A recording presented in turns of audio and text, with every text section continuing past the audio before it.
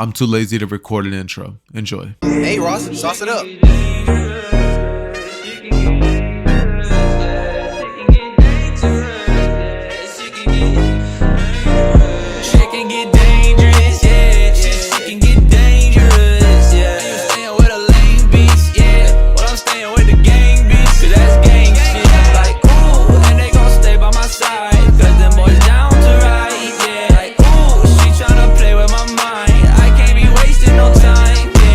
Jumping back into the story exactly where we left off, we pretty much just cut to Kakashi and Team 7 pretty much briefing Hiruzen on the mission about how they encountered Zabuza of the Hidden Mist and how they encountered a ninja with a ice kicking Genkai. Hiruzen seemed very intrigued by this, but the thing that he was mostly intrigued by was the fact that Naruto seemed to have full control over the power of the Nine Tails. He would go on to tell Kakashi to pretty much inform the rest of the members of Team 7 if they could get out, and they would all have a talk, with even his Anbu members being, told to, get out of that area, right? It's at this moment that Hiruzen would ask Naruto if he can actually control the power of the Nine Tails, or specifically if he knows what he even did.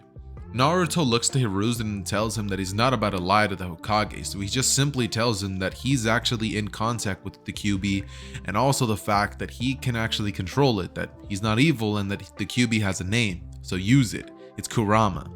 After this, Hiruzen would immediately begin to think to himself, it's as I feared, right?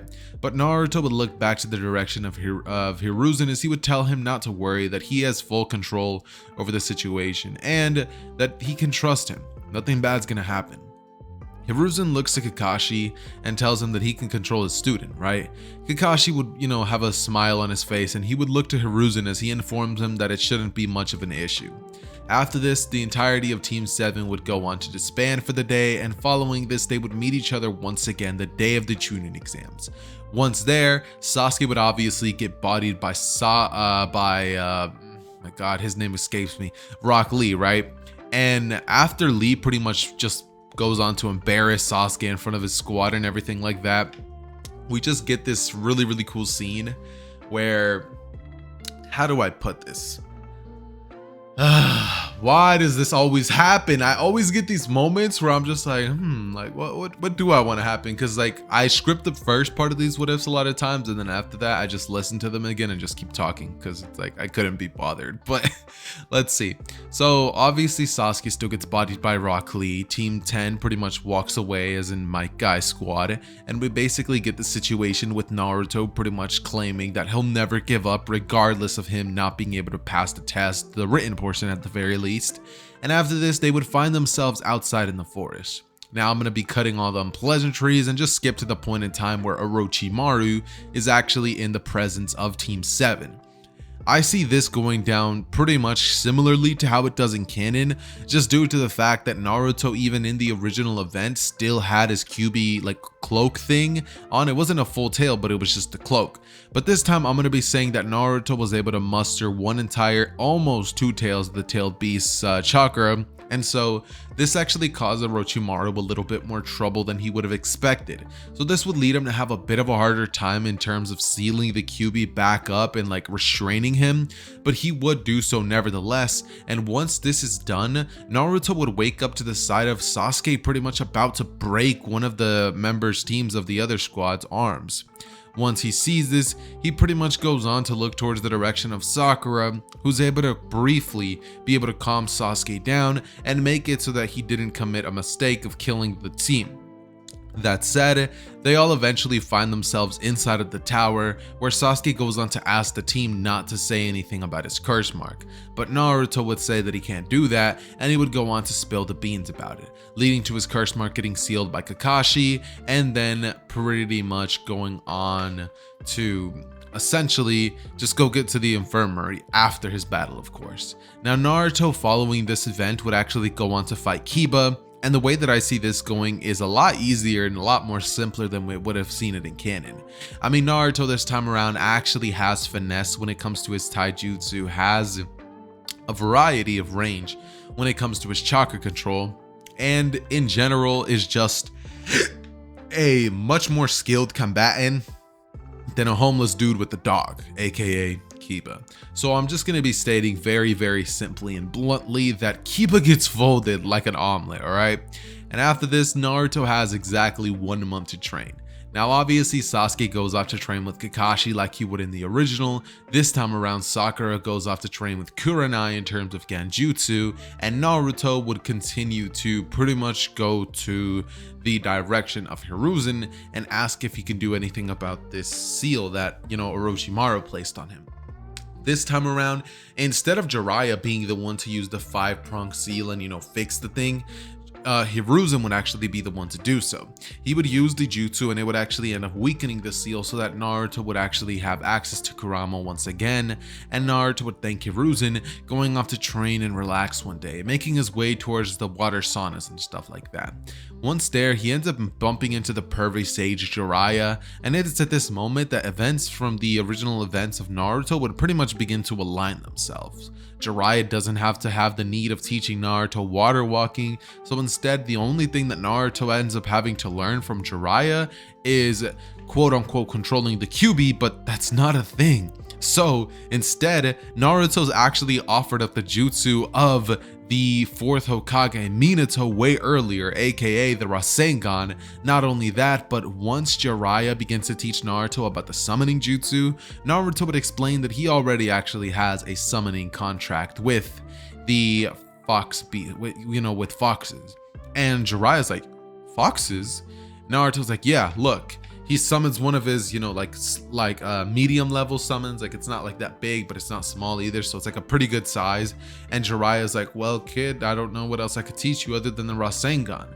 He begins to pretty much just teach Naruto a bit more in terms of chakra control, maybe teach him a couple of sealing jutsus, but other than that, I don't really think Jiraiya would teach him that much. So I'm just going to be saying that instead of pretty much teaching him, they bond. And Jiraiya is actually, you know, caught off guard when Naruto asks him where he's been all these years, with Naruto knowing that that's his godfather, because Kurama inside of him would be all like, Naruto, that's your godfather. And, you know, obviously he knows this because he was inside of Kushina when all those events went down. So Naruto pointing this out to Jiraiya would make Jiraiya spit out his drink and be like, how did you? And Naruto says, oh, I'm in contact with the QB. That's how I got the fox summoning scroll. And, you know, that's how I got this deal.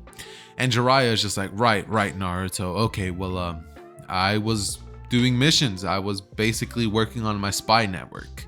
Naruto would look at Jiraiya and tell him that he's not mad if that's what he thinks, that he doesn't blame Jiraiya for pursuing his job and doing the things that he has to do, that Naruto understands the life of a ninja doesn't come with that many perks, so he'll let it slide for now, but he has to teach him another awesome jutsu one of these days. Jiraiya would chuckle and say, haha, you remind me just like your father when he was a kid. And from here, they both pretty much go on to essentially go their separate ways when Jiraiya has to go off on a mission really quickly and Naruto goes off to the Chunin exams to face off against one of the prodigies of the Hyuga clan, Neji Hyuga. The battle pretty much changes a whole lot because this time around Naruto isn't sitting there with uncertainties as to how to face off against Neji. Instead, Naruto would try one very quick thing before deciding to do another thing. Obviously, the first thing that Naruto would do is try long-range jutsus, but Neji would actually pull out the, you know, the spiral jutsu, like the counter-attack thing, and it would be more than enough to actually block any of the jutsus that Naruto would try to shoot at Neji. So Neji would smirk and begin getting extremely cocky, saying, I should have been one of the top Hyuga, right? He would have been beginning to spout out nonsense about destiny, about how, you know, people are tied to their fates. And Naruto would begin to tell Neji that while that may be true, he doesn't get to decide that. And so he pretty much closes his eyes and then reveals the power of the Nine Tails, rushing in at the direction of Neji before both of them begin engaging in hand-to-hand combat.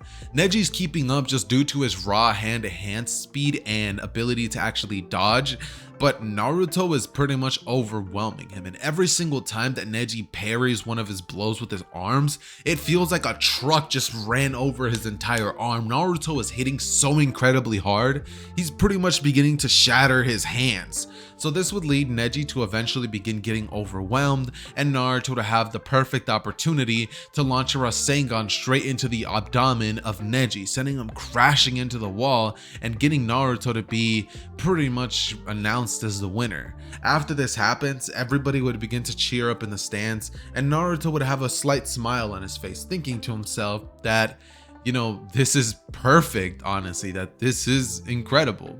And so what would end up happening following this situation is we basically get Naruto moving on to the next stage of the Chunin exams. Obviously then we have the party pooper Gaara come in and pretty much turn into his tailed beast form, running out, leading to Naruto and Sasuke to chase, and the event that happens at the end pretty much happening almost like it would in canon, right? Naruto ends up having to fight Gaara at the end of the day. He ends up using one of his gigantic fox summonings. It looks a little bit like Kurama, but its fur is way lighter. It's like a white fox.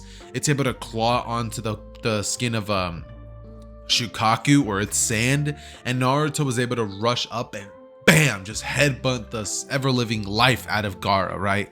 This would lead Gaara to finally change his perspective on other people and finally have that character change that he had been needing for so long. By the way, speaking of Gaara, I don't know if you guys have seen the guy by the name of CJ the Champ or something like that, but he makes videos on Black Air Force activity. All I'm gonna say is Gaara needs to be part of the Black Air Force table. He needs an exhibit A, B, D, and C, because this man is he built different. Anyways, that said, we're basically going to be jumping over to another situation, which is pretty much just going to be the death of Hiruzen. Now, this would still end up happening, unfortunately, just like it does in canon, and with the death of Hiruzen comes the actual retrieval mission for Tsunade. Now, the retrieval mission for Tsunade essentially begins just like it would in canon, except this time around, Naruto was actually asked by Jiraiya a lot more about the Nine Tails and how exactly he came into contact, asking Naruto why it is that his hair is orange, because he didn't expect something like that to happen. I mean, maybe because of the fact that, you know, Minato's hair is yellow and Kushina's red, so, you know, maybe that could make orange, but it's unlikely. He would have either been a blonde or a red hair. And Naruto would simply state, oh, that's because Kurama is actually 1/3 my father. Jiraiya, after hearing this from Naruto, would be like, what? And by the way, guys, excuse me, but I have this delicious snack that was just brought to me, and I gotta snack on this, bro. I'm sorry. Oh, it's spicy. Oh, it's spicy. I need water. Jesus, I need water. Oh my God. Okay, much better. I'm not doing that again. Oh God. That was spicy. Okay, not cool. Not cool, not cool, not cool. Oh, the people watching this are probably gonna think I'm a weirdo.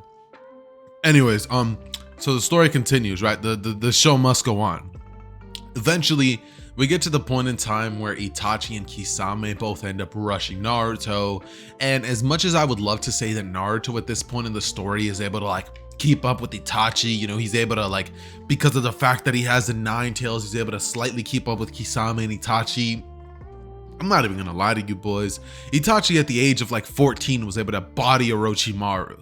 So Orochimaru, who bodied Naruto with the Nine Tails at 4 stage, it's not happening, guys, unless Naruto had the abilities of KCM, which would make it a whole different story, but he doesn't have it yet. So he's still not able to keep up with them, and he pretty much has to wait for Jiraiya to come save him, using the Toad Mouth Jutsu to essentially make Itachi and Kisame run away with their tails between their legs. Obviously, Sasuke would have gotten traumatized by his big brother, who pretty much showed him the vision of his parents dying for like the millionth time, which, like, bro, if you want your little brother to hate you, like, steal his food, bro. Don't show him an image of you killing his parents over and over. That's not cool. Anyways, though, guys, so pretty much what ends up happening, can we just talk about how much of a menace Itachi is? Like, the dude literally slaughtered his little brother's parents and then showed it to him. Like, That's devious. Like, he just had to see that one time, bro. Like, he did not need to go to sleep with that thing in his mind every day. Like, when you think about it like that, it starts to really make sense why Sasuke is the way that he is and why he hates his brother so much, right? Because as much as we could say, oh, he's an emo boy, like, I would become emo too if my brother showed me him killing my mom and dad 100 times, maybe 1,000, a million. But yeah, regardless of that said fact, Naruto and Jiraiya are basically able to go encounter Tsunade, and once they do, they end up pretty much having to fight up against Orochimaru and Kabuto. In the original, Naruto was able to do a lot of help when Tsunade fought against Kabuto. This time around, Naruto bodies Kabuto. He ain't not playing no games. Naruto comes in and he's like Rasengan, Kabuto dodges, and Naruto comes out of the earth, literally like popping up, and is like Rasengan straight to this man's jaw. He sends him flying, and Orochimaru and Kabuto retreat with their tails between their legs. The end.